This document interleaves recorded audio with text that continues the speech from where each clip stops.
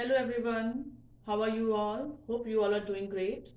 Children, today we'll be touching the language portion. We'll be doing English grammar, and the topic which we are going to do today is called homophones. Okay, now see the way I pronounce this, homophones.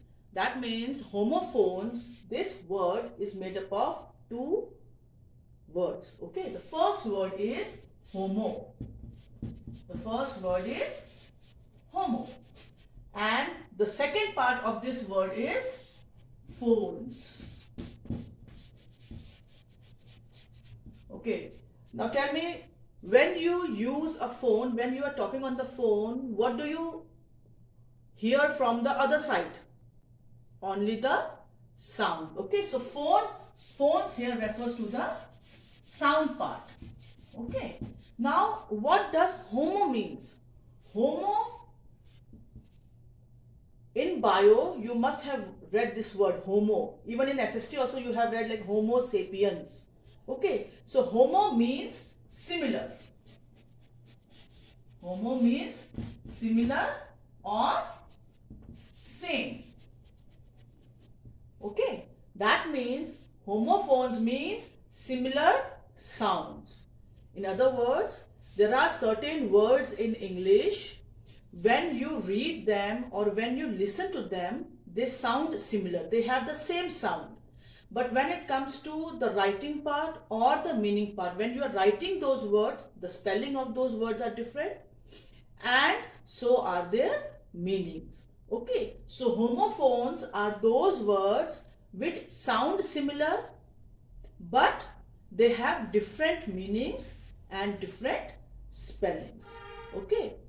Some examples are the examples which you have been doing till now, or you have read them many times in your different subjects. For example, you can say, for example, is I. What is this I? It's a pronoun, subject pronoun, like I'm an English teacher. Okay, so this is a subject pronoun, and the other I is which one? This one. Now what is this eye? The part of the body which helps you to see. See, when you are reading both these words, both these words are making the same sound, but their spellings are different and their meanings are also different. Another word is SEEC. C means the ability to watch or the power of sight, and one C is SEAC. Now which sea is this? A large water body, like there's a Arabian Sea or Black Sea. Okay, so SEAC means a large water body, and SEEC means to able to watch something, to look at something, like I can see you clearly, you can see the blackboard clearly, and this one, see, the sea is too deep. Yeah, I'm afraid to travel through sea. Okay, one more example is HAIR, hair. What is this hair? Obviously the black thing that grows on your head, that's a hair. It's a hair. Okay, and one hair is HARE, hair. That's the name of the animal. It's an animal. Okay, so you can see that there are many words are there which sound similar, but their meaning is different and their spellings are also different. So these kinds of words are called homophones, and it is very important to know the spelling as well as the meaning of these homophone words. Why? Because many a times we do get confused when we are writing them, when we are using them in a sentence. Very common mistake which children do, and it's not only the junior wing, it's even the senior children. Many a times they get confused in one word. That one word is very common, and that word is THERE and THEIR. Am I right? Am I right? See, many times what happens when we are talking about, when we are using there in a sentence. Okay, so many times what we have observed, is that maximum time people use this spelling. T-H-E-R-E there. This is also there. T-H-E-I-R there is also there. Okay. So many times what mistakes we do or you people do, when you are supposed to use this spelling of there, many times you write this spelling. And where this spelling is to be written, you write this spelling. T-H-E-R-E there is a pronoun which is used when we are talking about a particular place. For example, the books are kept there. There can be a bookshelf, there can be a table, here can also refer to a stool or a chair. Okay, so T-H-E-R-E is used when we are instead of taking the exact name of the place, we are using this pronoun. Okay, and T-H-E-I-R there is again a pronoun which is used for plural noun. So this is one common mistake which people generally do when they are writing their answers. And this they do why? Because they do not keep in mind which spelling of their represents what part of speech. So that thing you have to keep in mind. And the knowledge of homophones, that means the correct spelling of the word and the exact meaning of the word, is very necessary if you want to avoid these kinds of silly mistakes. Okay, so homophones we are going to do today, and in your book also there are many homophone words given, and we'll be touching few of them, and the remaining ones you will do on your own. In your book, word with their meaning and the usage in a sentence is given, and it will be very helpful for you if you will go through all those homophone words. You try to remember, you can't remember everything, but you must try to grab as much words as possible, because in your language portion those words can be used in many things, like in letters or in notice writing or in compositions. So these homophone words will help you a lot in your other parts of language also. Okay, so let's begin with few of the words which are given in your book. Okay, now look at these two words, A-I-R and H-E-I-R. What is A-I-R? Air. Same sound, same pronunciation is of this word also. H-E-I-R is also air. It's not hair or it's not higher. It's air. A-I-R is also air and H-E-I-R is also air. Okay. Now this air everybody knows, that's called wind. It's wind. Air means wind. Okay. Whereas H-E-I-R, air, what does it mean? It means inheritor.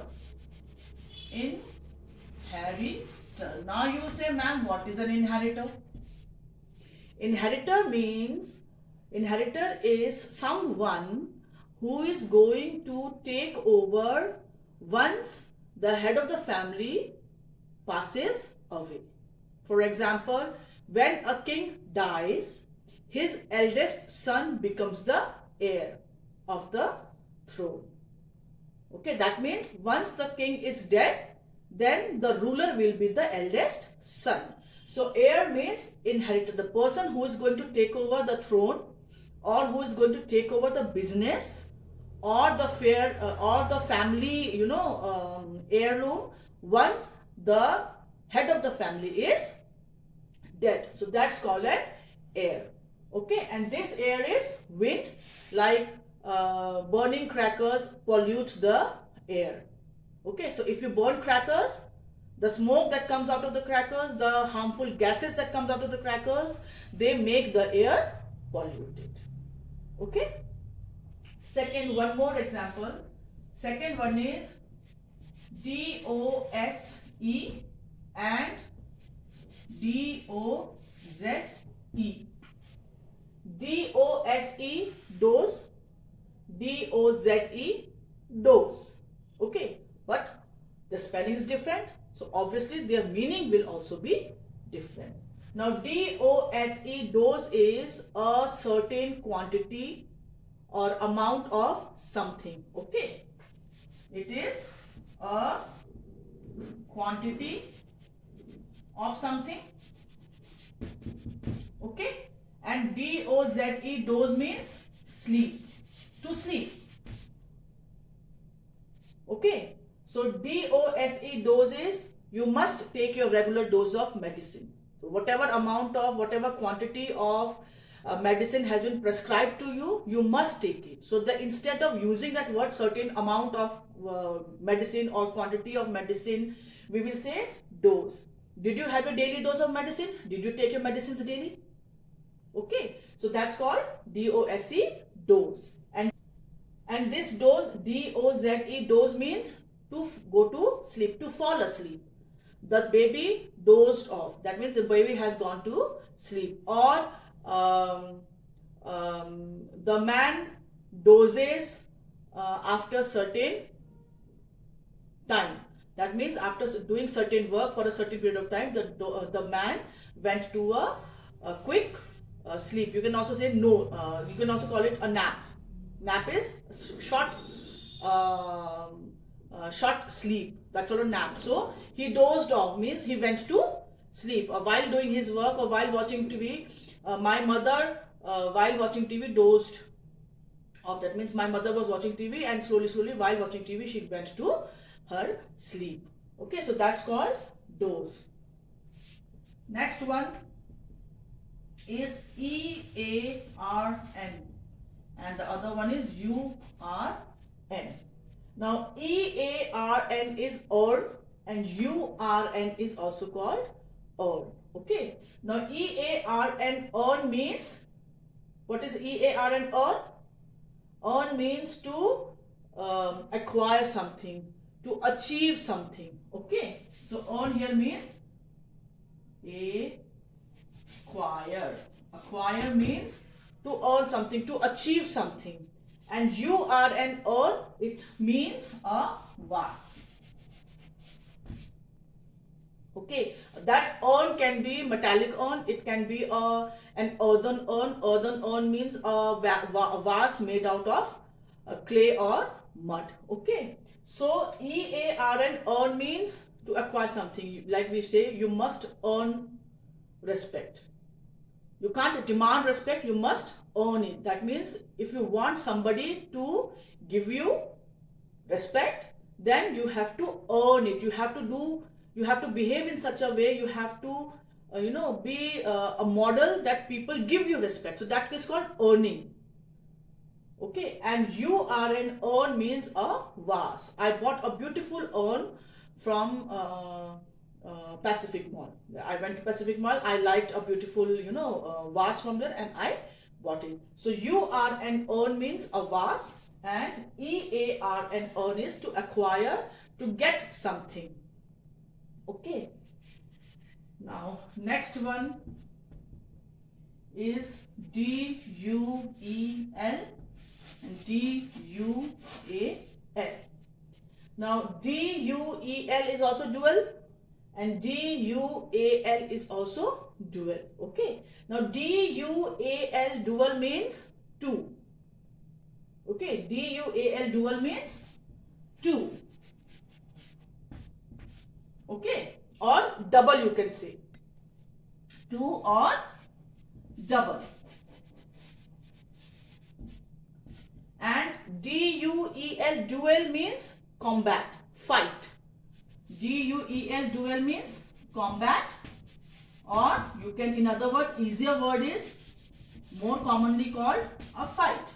For example, I have got a dual SIM in my phone. That means in my phone there is the facility that I can use two SIMs in my phone. So that's called a dual. DUAL dual means double or two. Whereas DUEL dual means combat, fight. Like the spectators enjoyed the duel between the two swordsmen. Two swordsmen were fighting with each other, and that fighting is called a duel. Combat is called a duel. So duel, duel is fighting between two people, or a combat between two people. Whereas dual means double. Dual means double or two, something which is in two. Okay. Okay. Next word which we are going to do is ACCESS.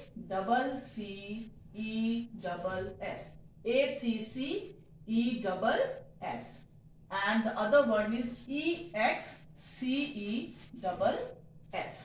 This is access, and this is also access. ACCESS, access. EXCESS, access. Both words are pronounced as access. But what is their difference in their meaning? This access, EXCESS, this access means too much, something which is more than enough. Too much, something which is more than needed. Okay. So EXCESS means access means too much, and ACCESS means approach or open. Open or approach. APPROACH. That means access means when you are able to reach something, or when you want to open something. Both means the same. And EXCESS, access, means something which is too much. Okay. Like you can say the toffees were in excess. That means there was too much toffee, it was more than what was needed. Or you added sugar in excess. Okay, that means the sugar which was supposed to be added was more than what it actually was needed. And ACCESS, access, means either to open. That means she wanted an access through the bridge. That means she wanted somebody to let her pass through the bridge. Or her village is too far away, it is beyond access. That means you cannot reach that place, it is very difficult to approach that place. So ACCESS, access, means to open, or something which is which can be approached, where one can reach. And EXCESS, access, means something which is more than what was actually needed. Okay. Now next one is BORE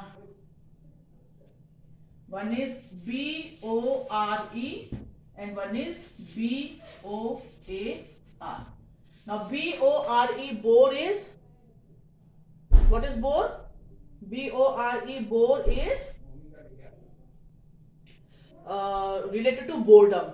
Okay, he is a very bored person, a person who is not enjoyable, a person with whom you do not enjoy. So that's a bore, BORE, bore. And BOAR, bore, is wild pig.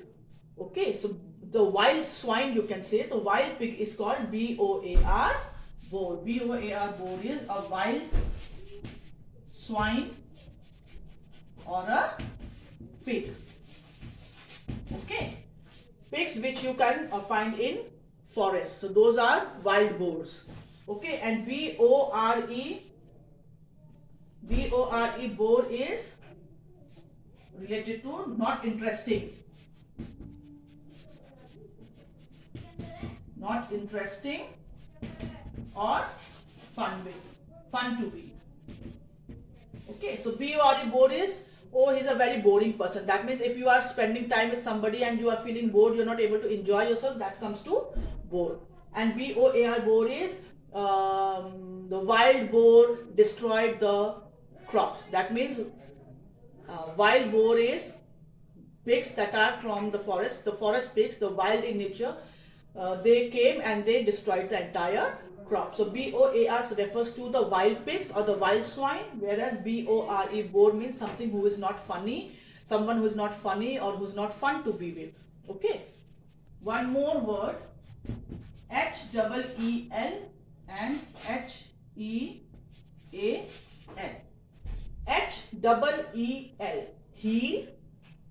HEAL, HEAL. Now HEEL, heel, stands for part of your foot. Okay, the part of your foot, that is called heel. And HEAL, what is this heel? What is this heel? HEAL. It is to recover from something.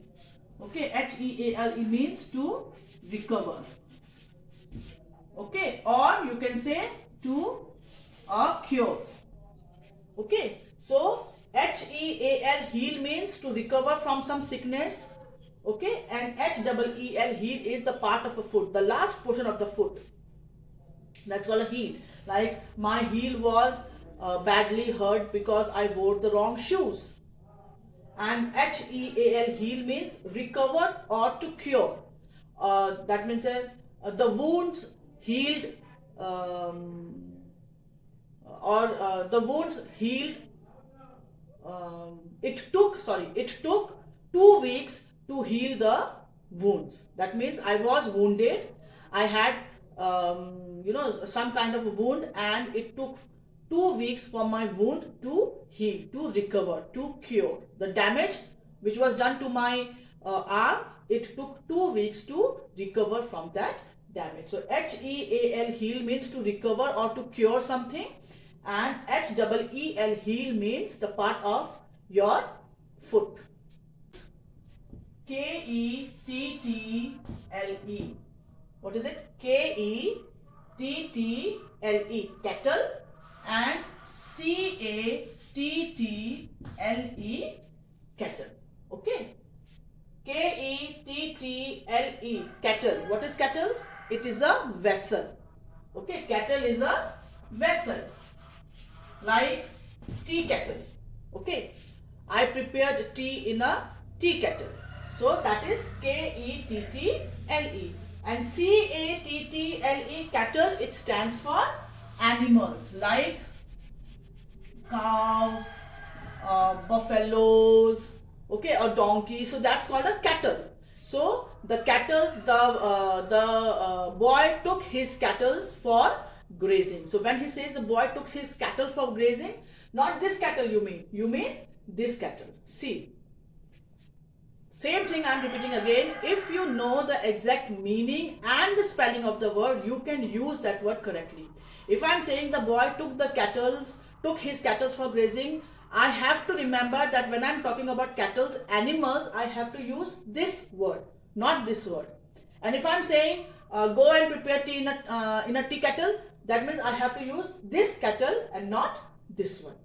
So spelling plus its meaning has to be remembered in order to use that word correctly in a sentence. Okay, so KETTLE, kettle, is a vessel in which you prepare something. Okay, and CATTLE, cattle, means it refers to animals, group of animals. Next one. Okay, the next word is NOT, not, and another one is KNOT, not. Okay, now this not, everybody knows it is used when we are not in agreement with something, or it is used for a negative sentence like he does not do his work neatly, or I do not know you well. Okay, and KNOT, knot, is something that we tie. Suppose there is a knot in the rope. That means the rope has tangled up and there is a knot. Okay, so KNOT, knot, means tangle, TANGLE, and NOT, not, is used for negative, in negative form, as a negative part of the speech. Okay, so NOT, not, means negative, not opposite of yes, and KNOT, not, is to tangle. When something gets tangled, suppose there's a long piece of rope and it got tangled, so there was a knot formed on the rope. Okay, and the last word which we are going to do today is NEW. What is this? NEW, new. And what is the other new? KNEW. This is also new. and this is also new. Now NE new means, NEW new means fresh, something which is fresh. NEW new means fresh. And KNEW, what is it? It is the past tense of the word know. Past form of know. Know means when you are aware of something. Okay, so KNEW new means something which you already know about. Okay, you were aware of. And NEW new means something which is fresh. Oh, I bought a new shoes for my party. So that new is NEW new. When I say I bought a new shoes for my party, that is NEW new. And when you say, oh, the man you introduced me yesterday, I knew him from my college days. The man you introduced me to, I knew him from my college days. That means KNEW new. You introduced me to somebody whom I was already knowing. So that is KNEW new. Okay. Now, in your grammar book on page number 32, your homophones are given.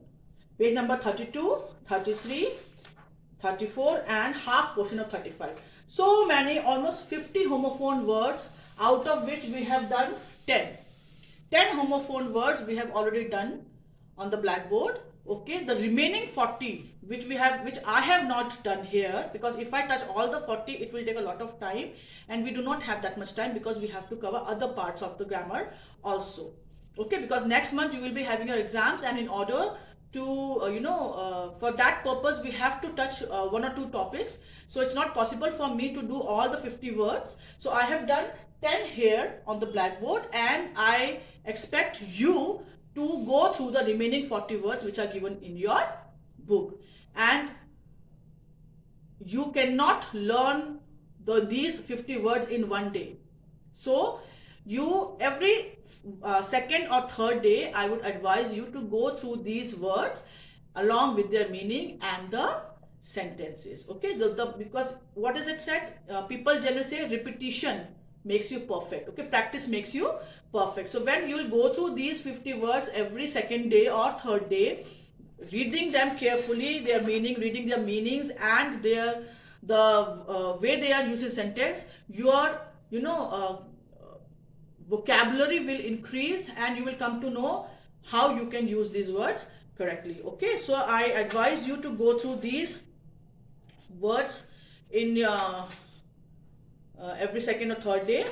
Okay, and then the exercises which are given in your book, that is page number 135 and page number 136, you are supposed to do these two exercises in your book only. And remember, earlier also I have told you, whenever you do something in your book, please do it with a pencil, because maybe you might be wrong in doing some certain sentence formation or something like that. So if you do it with pencil, it will be easier for you to erase the mistakes and correct them. Okay, so go through these 50 words and then attempt these two exercises, exercise number A and exercise number B, which is given on page number 135 and page number 136 of your grammar course book. Okay, so all the best for your homophones topic, and I hope that you will do it properly, because it's fun also, because when you'll go through these words, it will be fun for you also,